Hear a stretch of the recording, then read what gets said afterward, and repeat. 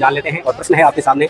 निम्न में से किस विधेयक के संबंध में राष्ट्रपति को संसद के दोनों सदनों की संयुक्त बैठक बुलाने का प्रावधान नहीं है?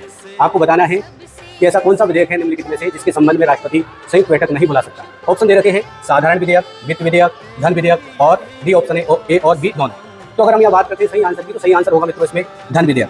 तो मैं आपको बता दूं, थोड़ा सा इसके बारे में जानकारी दे देता हूँ। देखो, राष्ट्रपति को जो संयुक्त बैठक बुलाने का जो प्रावधान है वो है अनुच्छेद 108 के तहत। जब भी किसी भी विधेयक के संबंध में, पहली बात तो ये जान लो कि कौन कौन से ऐसे विधेयक है जिनके संबंध में संयुक्त बैठक नहीं बुलाई जा सकती। तो मैं आपको बताऊं, देखो, एक तो धन विधेयक है। कौन सा है?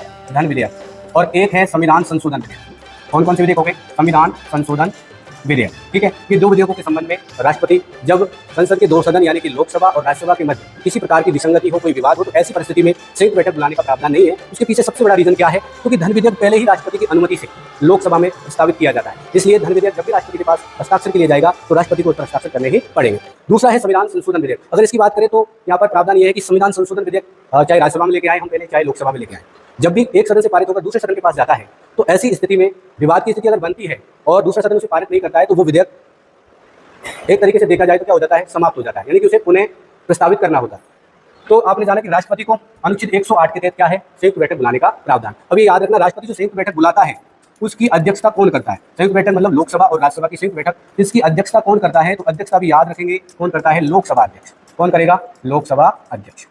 कौन करेगा? लोकसभा अध्यक्ष। ठीक है मित्रों, इस प्रकार से हमने कुछ छोटी छोटी सी जानकारी जानी। Thank you.